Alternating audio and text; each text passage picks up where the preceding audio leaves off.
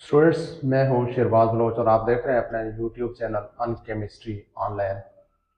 हम देख रहे थे FSc part first chapter number 3 gaseous state, और गैसियस स्टेट में से हमने प्रीवियस लेक्चर में देखा Dalton law of partial pressure, और आज हम देख रहे हैं calculation of partial pressure of a gas. एक मिक्सचर ऑफ गैसेस है हमारे पास, और उसमें से हमने किसी एक गैस के पार्शियल प्रेशर को किस तरह से कैलकुलेट करना है। इसके लिए हम हेल्प लेंगे Dalton law of partial pressure की। तो अगर आप इस चैनल पे नए हैं और इस चीज को समझने की कोशिश कर रहे हैं, तो जरूरी है कि आप प्रीवियस लेक्चर को Dalton law of partial pressure को एक दफा जरूर देखें, इससे आपको समझने में आसानी होगी। तो टॉपिक है हमारा calculation of partial pressure of a gas. एक गैस के पार्शियल प्रेशर को किस तरह से कैलकुलेट करते हैं, देखें। प्रीवियस लेक्चर में हमने देखा कि अकॉर्डिंग टू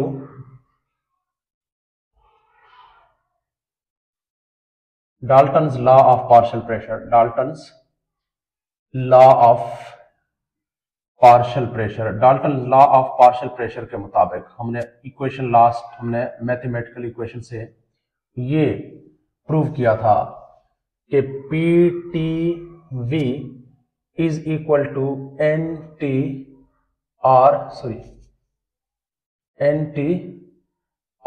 टी, ये रिलेशनशिप आया था हमारे पास। अब हमने इसी रिलेशनशिप को यूज करते हुए किसी भी गैस के मिक्सचर में से किसी एक कंपोनेंट के प्रेशर को हम मालूम कर सकते हैं।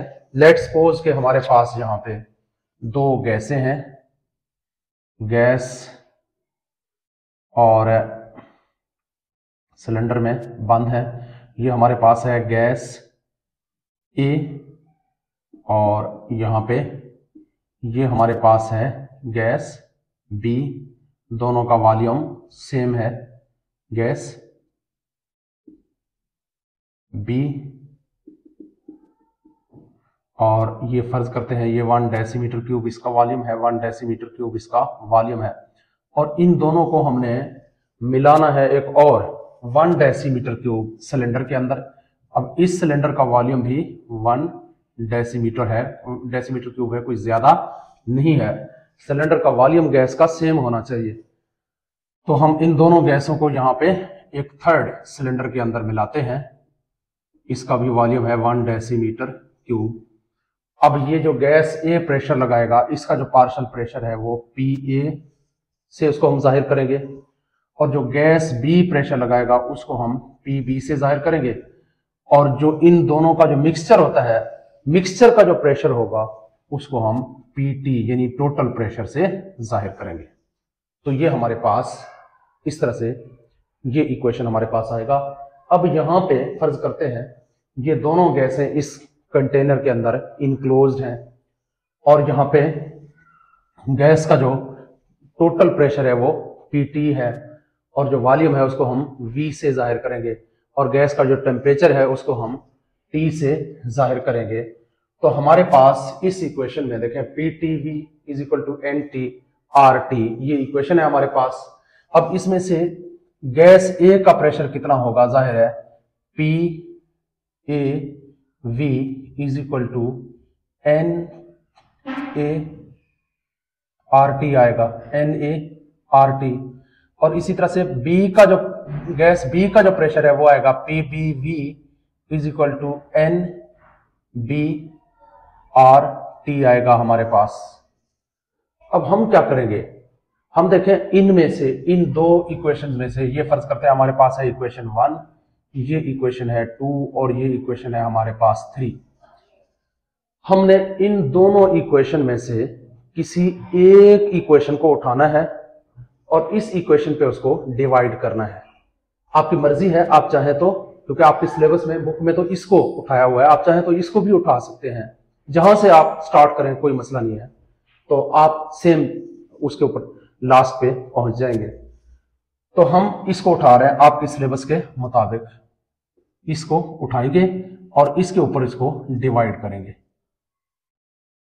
By dividing equation 2 on equation upon equation 1।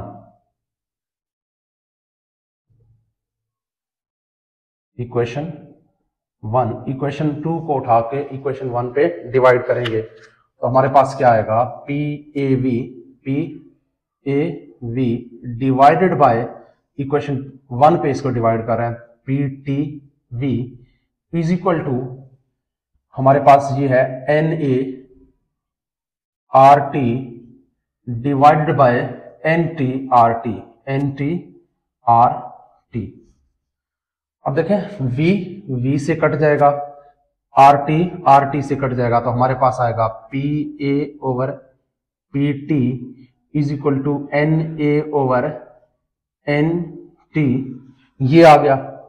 अब इस इक्वेशन को रीअरेंज करेंगे क्योंकि हम तो ए का पार्शियल प्रेशर मालूम करना चाह रहे हैं, तो P A is equal to, क्योंकि हम पी ए मालूम करना चाह रहे हैं, पार्शियल प्रेशर ऑफ ए मालूम करना चाह रहे हैं, तो ये पी टी दूसरी साइड पे जाएगा यहां, और यहां डिवाइड हो रहा है तो दूसरी साइड पे आके मल्टीप्लाई होगा, तो N A over N T multiplied by P T हमारे पास आएगा।